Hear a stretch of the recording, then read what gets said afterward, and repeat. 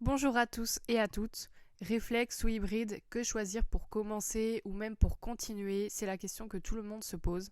Et c'est finalement un petit peu l'éternel débat, hein. Réflexe ou hybride, c'est un petit peu comme les voitures électriques. Il y a vraiment deux clans et pourtant on n'a pas réellement besoin de les opposer. Il y a forcément des points positifs et des points négatifs chez l'un et chez l'autre, donc on va essayer de voir ça aujourd'hui afin de trouver ce qui vous correspond le mieux. Bon, alors déjà, pour faire la différence, un réflexe, c'est quoi? Un réflexe, c'est un appareil photo qui a un système de miroir à l'intérieur. Et à l'inverse, un hybride, eh bien, il n'a pas ce système de miroir et donc généralement, on peut trouver des boîtiers qui sont plus compacts, plus fins que les réflexes. Alors avant, hein, on avait les argentiques et alors là, c'est encore une autre différence, c'est autre chose. Les argentiques, vous deviez aller faire développer votre pellicule. Donc là, c'est ce qui remplace actuellement la carte mémoire. Là, ce n'était pas une carte mémoire, c'était une pellicule. Et donc, il fallait aller chez un photographe pour qu'il développe les photos dans une boîte noire. Et ce n'est pas du tout la même utilisation ou la même chose que les réflexes et les hybrides. Les réflexes et les hybrides sont bien plus proches entre eux que par exemple les argentiques et les réflexes. Et c'est vrai que lorsque les appareils photo numériques ont débarqué, on avait dit que c'était la mort de la photo. Donc là, vraiment, le monde de la photographie s'écroulait un petit peu et que tout le monde allait pouvoir le faire, que les photographes n'allaient plus exister. Effectivement, il y a une partie de vrai, mais il y a un point que j'aimerais soulever. On parle souvent du fait que les réflexes vont mourir. Alors, oui, effectivement, les fabricants ne font plus de nouveautés. Voilà, il n'y a plus rien qui va sortir aujourd'hui en termes de réflexes. Mais ce n'est pas pour autant qu'ils vont mourir, puisqu'il y a toujours des personnes qui continueront à utiliser les réflexes et qui ne passeront pas à l'hybride. Et croyez-moi, il y a beaucoup plus de personnes que ce que vous pouvez croire. Surtout en partant du principe qu'il y a toujours des personnes qui shootent à l'argentique. Et pourtant, il y a une bien plus grande différence entre argentique et réflexe qu'entre réflexe et hybride. Donc s'il y a toujours des personnes qui shootent à l'argentique, croyez-moi que le peu de différence que vous avez en termes d'utilisation d'un réflexe et d'un hybride, les réflexes ont encore de nombreuses années à faire. Je vois beaucoup ce genre de commentaires revenir, que les réflexes vont mourir, et donc ces personnes-là conseillent toujours des hybrides. Sauf qu'ils ne posent pas la question déjà du budget, et ni de l'utilisation et du niveau que la personne a en photo. Alors c'est bien de recommander un hybride, mais ça ne fait pas tout, ça ne fait vraiment pas tout. Et très souvent, on voit ces personnes qui se sont fait recommander un hybride, eh bien le mettre dans le placard et arrêter la photographie au bout d'un an, parce que finalement, eh bien, ce n'était pas la bonne recommandation à faire. Alors recommander un hybride, oui, pourquoi pas, mais recommander un hybride à tout va, non.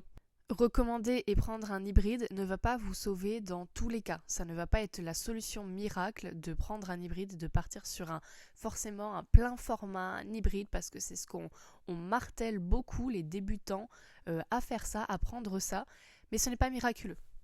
La photographie, ce n'est pas tout blanc, ce n'est pas tout noir. Moi, par exemple, je n'ai aucun intérêt à passer sur un capteur plein format parce que, d'après mon utilisation, ça ne me sert absolument à rien. Bon, maintenant qu'on a parlé un petit peu de la différence entre les réflexes et les hybrides, on va voir la deuxième grosse différence pour moi qui est vraiment notable. Et on va parler du viseur électronique. Et oui, puisque réflexe, donc système de miroir, viseur simple, hein, vous voyez vraiment ce que votre œil voit, vous ne passez pas à travers un écran. À l'inverse d'un hybride, donc avec simplement un capteur, eh bien vous avez un viseur électronique.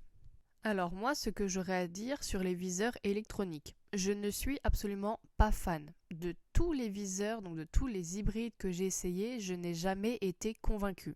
Pour ma part, je trouve qu'on est déjà suffisamment sur nos écrans pour en rajouter en plus dans nos appareils photo. Donc passer par un viseur électronique, moi, ce n'est vraiment pas mon truc. J'aime voir directement la scène simplement comme si je n'avais pas mon appareil photo plutôt que de rajouter un viseur, un écran entre moi et la scène. Ça, je n'apprécie pas, j'aime voir la scène telle qu'elle est. Alors là, je pense que c'est un petit peu propre à chacun. C'est vraiment, ça va être un avis personnel, donc c'est à vous d'essayer. Moi, je n'aime pas. Je vous le dis tout de suite. Moi, je préfère largement les viseurs des réflexes, voilà. Mais dans certains cas, ça peut aider. Notamment, je vais parler lors des scènes sombres, mais c'est vrai que moi, pour mon utilisation, eh bien, je n'en ai pas l'utilité. Alors pareil, on a une phrase un peu magique. Oui, mais les viseurs électroniques, ça te permet de voir à l'avance comment ta photo va être. Ce qui n'est effectivement pas le cas pour les réflexes, hein. Peu importe les réglages que vous faites, vous voyez comme si vous regardiez avec vos yeux, donc ça ne change rien. Et avec les hybrides, vous faites vos réglages et effectivement, vous voyez, si vous baissez ou montez vos ISO, vous avez votre image qui est plus ou moins sombre, puisque vous passez à travers un écran. Mais honnêtement, qui est tout le temps en train d'être sur ces ISO? Parce que la vitesse d'obturation, ça ne changera rien, puisque vous savez quand même faire vos scènes principalement et savoir qu'à telle ou telle vitesse d'obturation, ce sera OK ou pas OK. L'ouverture, on connaît, au bout d'un moment, les bases en photographie, c'est le triangle d'exposition, on connaît aussi. Et les ISO, oui, parfois on peut se faire un petit peu avoir, on a un petit peu surexposé, un petit peu sous-exposé, ok, mais c'est très rare et que la plupart des photographes ne soient pas en automatique concernant les ISO. Oui, quand on veut faire des choses précises, on va surexposer, sous-exposer, mais là c'est vraiment dans certains cas. Généralement, on veut une exposition correcte, avoir la bonne exposition, et donc on peut laisser son boîtier faire. Moi, je shoot soit en priorité vitesse ou alors en manuel, et j'ai généralement mes ISO en automatique. Donc au final, voir sa photo, à quoi ça vous sert? Puisque vous êtes censé connaître votre triangle d'exposition, savoir faire vos réglages, donc pourquoi est-ce que vous avez besoin de voir en plus votre photo? Dans ce cas-là, peut-être que vous ne faites pas confiance à votre boîtier pour régler correctement les ISO. Mais vous êtes sur un hybride, puisque vous avez un viseur électronique, et donc d'après vous, les hybrides sont bien mieux, bien plus performants. Donc votre boîtier est censé exposer correctement votre photo, vos ISO. Donc pourquoi vous ne pouvez pas faire confiance à votre boîtier? Moi, mon réflexe, il a toujours exposé correctement, donc j'ai mes ISO en auto. Donc vous voyez, c'est un petit peu là la subtilité. Moi, je ne vois absolument aucun intérêt de voir à l'avance ce que mon image va donner, puisque je sais tout simplement faire mes réglages. Voilà. En plus, donc là, on va parler de petits budgets, mais les viseurs électroniques d'entrée de gamme, de petite qualité, franchement, c'est catastrophique. Vous ne voyez absolument rien dedans. Alors oui, ça peut être bien si on fait du portrait, quelque chose de simple, du paysage qui ne bouge pas trop, mais si on fait de la photo sportive, de la photo animalière, mais c'est catastrophique. J'ai essayé de faire ce type de photo avec des hybrides entrée de gamme, et le viseur, je ne voyais rien du tout. Vous avez du rolling shot, vous avez une mauvaise visibilité, vous avez vraiment une mauvaise qualité. Et puis là, pareil, parlons de ce fameux blackout lorsque vous êtes en rafale. Alors ça, je trouve ça catastrophique. Moi qui fais de la photo sportive, mais ça m'a détruit mes moments, puisque je ne voyais plus ce qui se passait. Et d'une seconde à une autre, votre sujet peut sortir du cadre. Là, on ne parle pas simplement de quelque chose qui ne bouge pas. Donc, comme je vous l'ai dit, des photos, des portraits, du paysage. Voilà, moi, ça bouge. Et donc, je ne peux pas me permettre d'avoir un blackout, puisque d'une photo à une autre, mon sujet n'est plus là. Et ça, sur un réflexe, vous n'avez pas ce problème. Alors, le problème, il dure une microseconde, puisque c'est lorsque votre miroir se baisse. Donc ça, c'est le système, on ne peut rien faire. Mais sur un hybride, si vous faites une rafale de 2, 3, 4 secondes, je ne sais pas, là, vous ne voyez pas, vous voyez que vos images défiler. Là, vous ne voyez plus pendant le temps de votre rafale, en fait. Donc, imaginons, vous faites une rafale de 10 secondes, vous ne voyez que vos photos défiler. Donc là, j'ai envie de vous dire bon courage pour anticiper le déplacement de votre sujet. Et ça, rappelons-le, le Sony Alpha 7 V qui est sorti il y a 2 mois vient tout juste de résoudre ce problème. Tout juste. Vraiment, c'est Sony qui l'a annoncé. Vous pouvez aller voir les vidéos, les reviews. Sony vient d'annoncer uniquement sur son Sony Alpha 7 V, donc 2900 €, le boîtier nu, le problème résolu.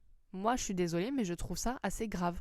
Et sur les réflexes, aucun souci. Voilà, que vous preniez un réflexe à 800 € ou un réflexe à 200 €, vous n'aurez aucun souci lors de votre rafale. Vous verrez toujours ce qui se passe puisque c'est directement la scène. C'est ce que votre œil voit. Vous n'avez pas d'écran. Vous allez juste avoir votre miroir qui va se baisser, mais ça c'est normal et ça ne va pas vous empêcher de continuer à suivre ce qu'il se passe, même si vous continuez votre rafale.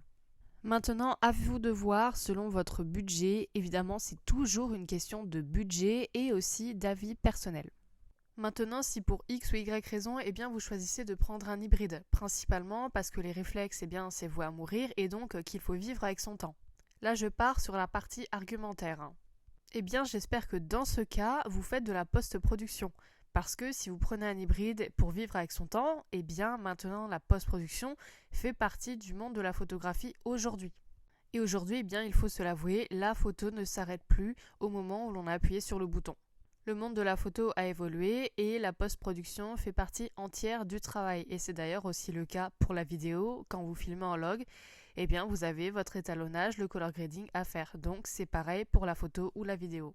Donc pour l'argument qu'il faut vivre avec son temps, prendre un hybride, ok, mais si vous ne faites pas de post-production derrière, du coup vous êtes entièrement contradictoire.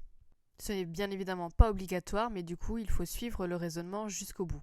Moi j'ai un réflexe, et pourtant je fais de la post-production, donc l'un peut aller avec l'autre, l'un peut aller sans l'autre, évidemment. Moi aujourd'hui, à l'heure actuelle, je n'ai pas le budget d'avoir un hybride comme le Sony Alpha 7 V à 3000 €, mais par contre j'ai le temps et la volonté de travailler mes photos. Sur mon réflexe qui a 10 ans, eh bien toutes mes photos, je les passe en post-prod. Et ça fait aussi une grosse partie du travail. Alors n'oubliez vraiment pas cette étape.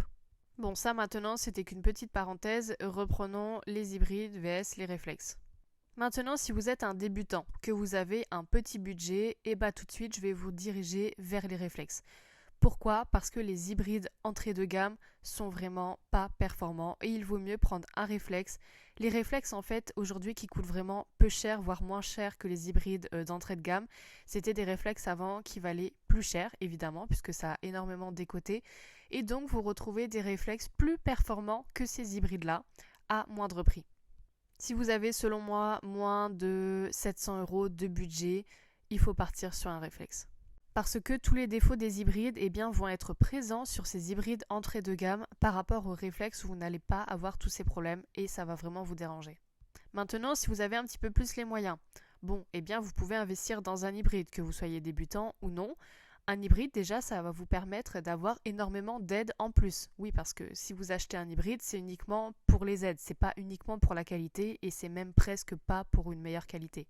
C'est vraiment pour toutes ces aides que vous allez avoir, donc une rafale plus élevée, ça va vous permettre de capturer plus facilement le bon moment, donc ça c'est vraiment de la facilité finalement. Il faut vraiment se le dire que 80% des photographes n'ont pas besoin de plus de 10 images secondes. Ça, c'est vraiment quand on voit des 30 images secondes ou bien plus. Si vous êtes photographe des Jeux Olympiques, ok, pourquoi pas. Sinon, dans 80% des utilisations, même en tant que photographe sportif ou animalière, vous n'en aurez pas besoin. Vous n'avez pas besoin de plus de 10 images secondes. Alors, si vous faites du portrait ou du paysage, aucun intérêt. Vous pouvez rester sur 3, 4, 5 images. C'est largement suffisant.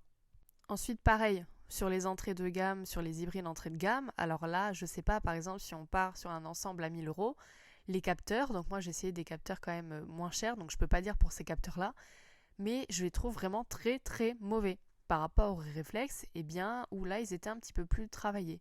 Alors maintenant, à vous d'essayer, je vais parler sur 1000, 1500 € à peu près de budget, là, donc sur la deuxième tranche de prix.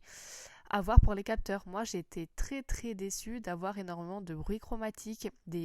Vous allez voir en fait sur votre capteur des taches de couleurs qui sont vraiment affreuses que l'on ne retrouve pas sur les réflexes à 200 €. Et ça, vous ne pouvez rien y faire. Si vous passez à la post-production, bien évidemment, vous pouvez corriger cela, mais ça fait encore du travail en plus. Donc ces capteurs-là, d'entrée de gamme, moyenne gamme, je n'aime pas du tout.